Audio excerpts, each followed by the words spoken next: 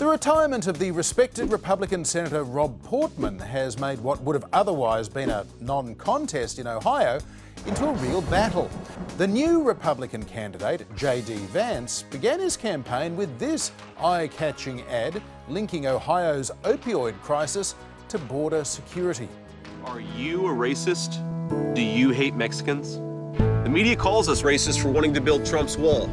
They censor us, but it doesn't change the truth. Joe Biden's open border is killing Ohioans, with more illegal drugs and more Democrat voters pouring into this country. James David JD Vance is a 38-year-old businessman and former Marine. And Vance knows a bit about the opioid crisis. He wrote a best-selling memoir, Hillbilly Elegy, about his mother's struggles with addiction. I nearly lost my mother to the poison coming across our border. A lot of people saw that book as a way to understand Trump's appeal to white working-class America.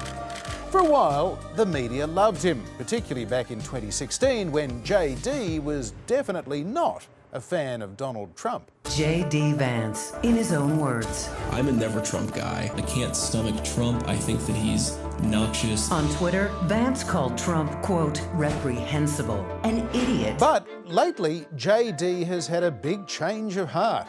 He's the best president of my lifetime, and he revealed the corruption in this country like nobody else. And that change of heart has won him a prized endorsement. Kinda. On Sunday, Trump confusing Vance with rival Josh Mandel. We've endorsed JP, right?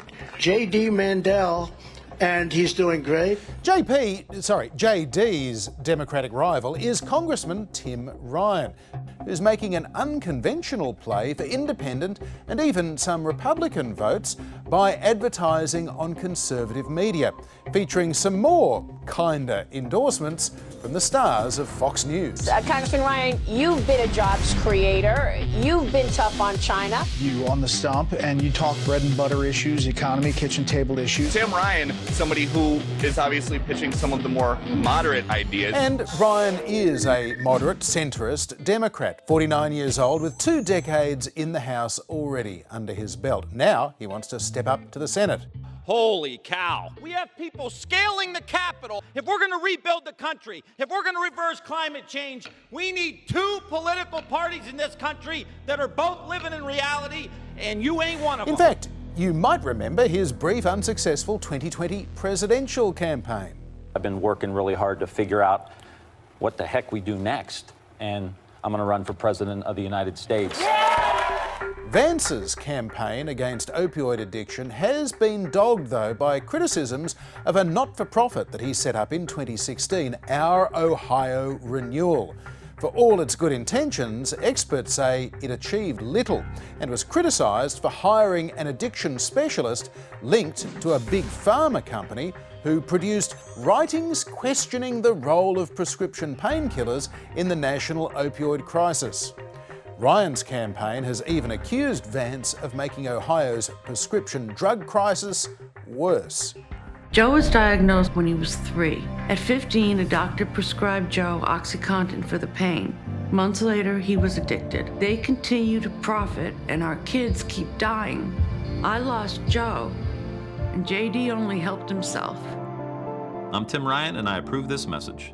Tim Ryan's attacks have been backed up by millions in advertising dollars. So far, he's raised about 4 times as much money as Vance. The Democratic candidate has raised more than $9 million in his second fundraising quarter. Meanwhile, JD is keeping a low profile. Republican Vance is at about $2 million and hasn't aired a single advertisement this quarter using his campaign funding. Some Republicans are pressing the panic button.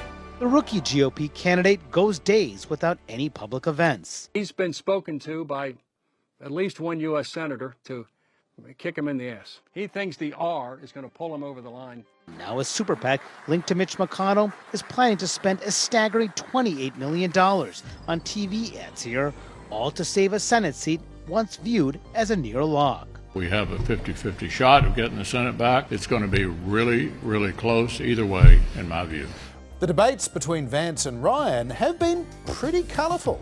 Both men describing each other as ass kissers and suck-ups, and that was the more friendly part of the debate. The polls have been all over the place. Vance led by 4 points in early October, that according to Trafalgar. Then a poll from Lucid had Ryan up by 2. And last week, Signal had Vance 4 points clear again. So he is narrowly ahead in the poll average, but it's still probably too close to call.